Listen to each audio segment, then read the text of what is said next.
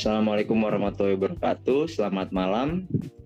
Eh, Pada kesempatan malam ini kami akan mempresentasikan UAS Project Base Teknologi Pengangkatan Buatan yang beranggotakan Viola May Audita dengan NIM akhir 80, Delvira Zuliza dengan NIM akhir 89, dan saya sendiri Wisnu Zaki dengan NIM akhir 90.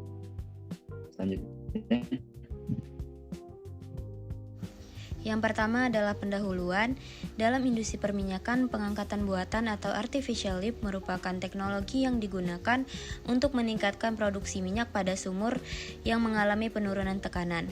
Beberapa metode pengangkatan buatan yang sering digunakan adalah pompa angguk, pompa benam listrik, dan gas lift. Setiap metode memiliki kelebihan dan kekurangannya, tergantung pada kondisi lapangan dan karakteristik sumur yang digunakan.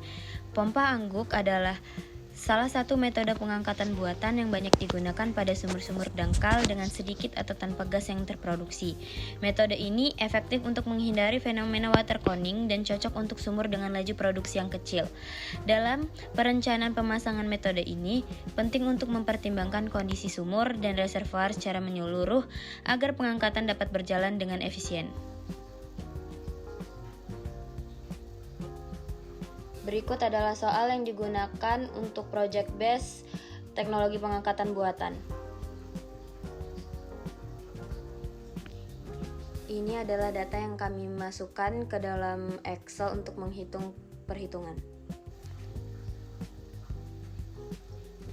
Dan ini adalah perhitungan atau rumus-rumus yang kami gunakan untuk perhitungan dalam Excel.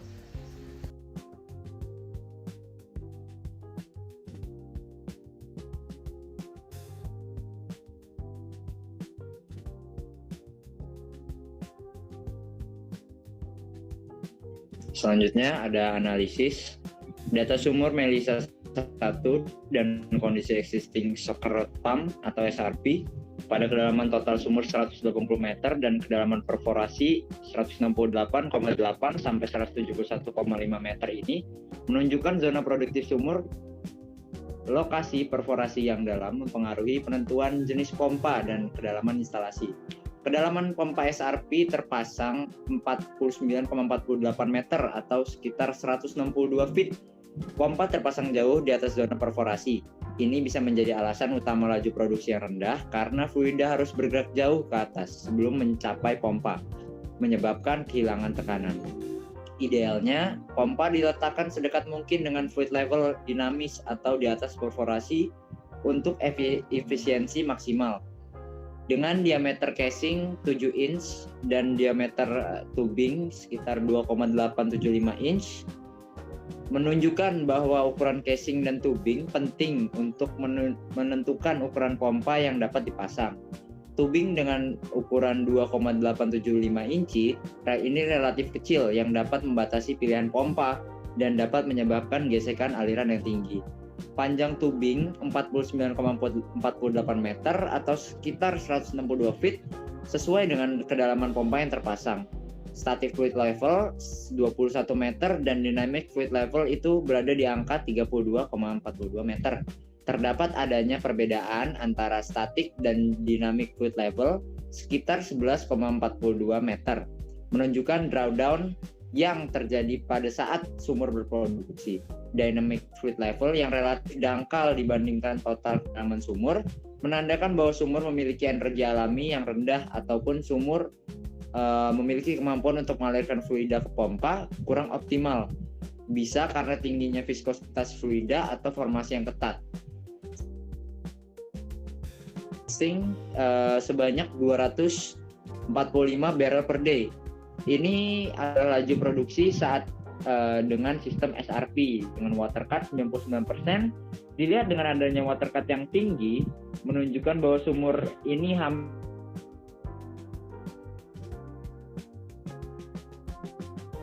sekitar 1%. Ini adalah masalah utama yang perlu diatasi untuk meningkatkan produksi minyak. Tingginya water cut juga meningkatkan densitas campuran fluida, membutuhkan lebih banyak energi untuk pengangkatan. Temperatur sumur 140 Fahrenheit menunjukkan temperatur sedang. Temperatur dapat mempengaruhi viskositas minyak dan densitas gas. tekanan bubble point 160 PSI, dan stop tank oil gravity 18 APA termasuk minyak berat. Minyak berat memiliki viskositas tinggi yang dapat mempersulit pengangkatan dan membutuhkan lebih banyak energi. Dengan nilai GOR 140 SCF per STB, GOR yang rendah menunjukkan kandungan gas yang sedikit ini mendukung penggunaan SRP karena SRP cocok untuk sumur dengan sedikit atau tanpa gas yang terproduksi. Namun, gas yang sangat sedikit juga berarti tidak banyak energi dorong alami dari reservoir. Diperoleh SG Mix 1,0093 menunjukkan adanya densitas campuran fluida yang tinggi. Ini adalah konsekuensi dari water cut 99%. Fluida dengan densitas tinggi lebih sulit diangkat, membutuhkan lebih banyak daya dari pompa gradien fluida, yaitu 0,4370 PSI per feet. Ini menunjukkan tekanan yang dihasilkan, persatuan kedalaman fluida di dalam sumur. Nilai ini relatif tinggi karena densitas campuran fluida yang tinggi. PUF atau tekanan aliran sumur diperoleh nilai 197,4772 PSI. Ini adalah tekanan di dasar sumur saat sumur berproduksi. Nilai ini penting untuk perhitungan IPR, Inflow Performance Relationship, dan OPR, Outflow Performance Relationship. Tekanan reservoir 213,81,14 PSI adalah tekanan di reservoir sebelum fluida mengalir ke sumur.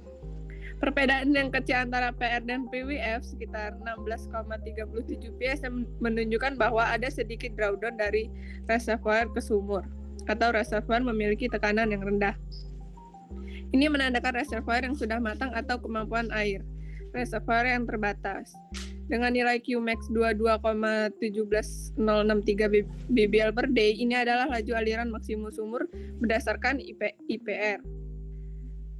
Dibandingkan dengan laju produksi existing 245 BBL per day. Nilai Qmax ini jauh lebih rendah. Hal ini sangat tidak biasa dan menunjukkan kemungkinan kesalahan dalam perhitungan Qmax atau pemahaman tentang definisi Qmax. Qmax biasanya merupakan kapasitas maksimum sumur untuk berproduksi. Sedangkan 245 BBL per day adalah produksi total fluida, yaitu minyak dan air. Jika Qmax yang dimaksud adalah produksi minyak, maka berarti produksi sangat rendah. Q optimum 27,71329 BBL per day sama seperti Qmax. Nilai Q optimum ini juga sangat rendah dibandingkan total produksi fluida. Jika ini adalah produksi minyak, maka kapasitas produksi minyak sumur ini memang sangat terbatas.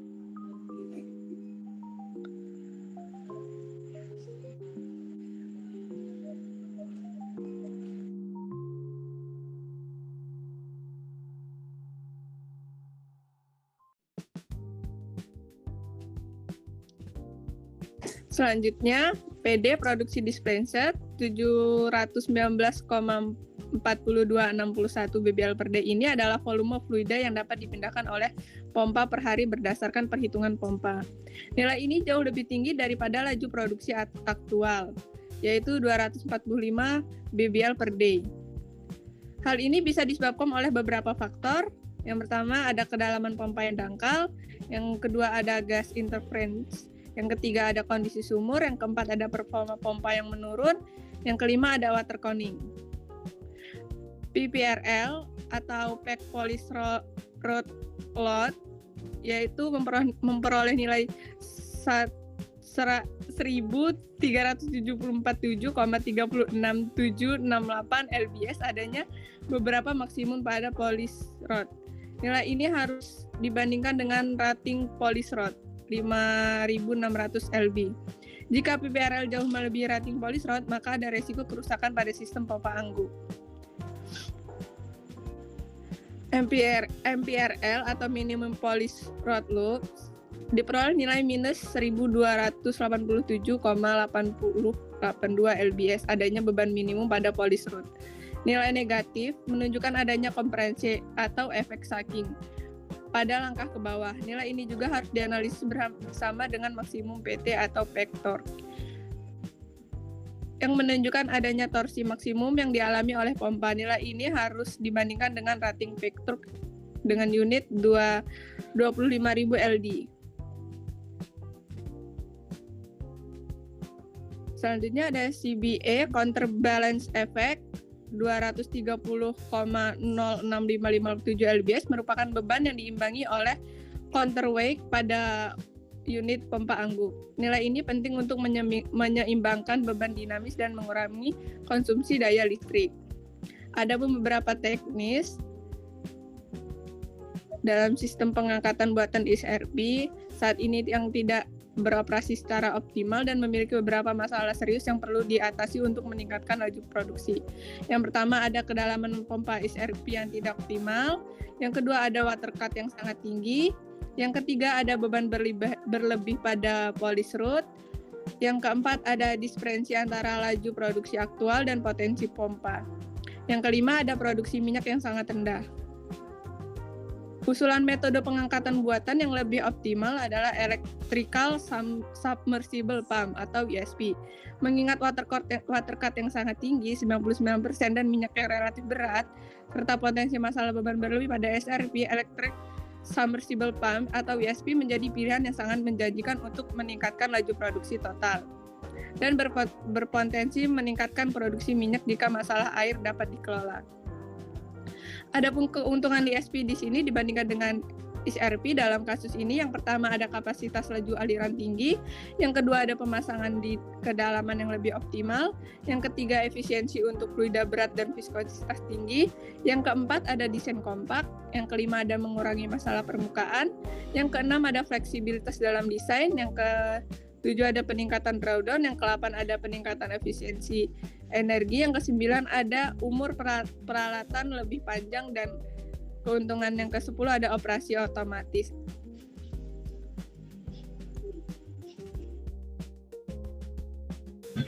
Mungkin cukup sekian presentasi dari kelompok kami, kurang lebihnya kami minta maaf, dan saya selaku moderator, saya akhiri.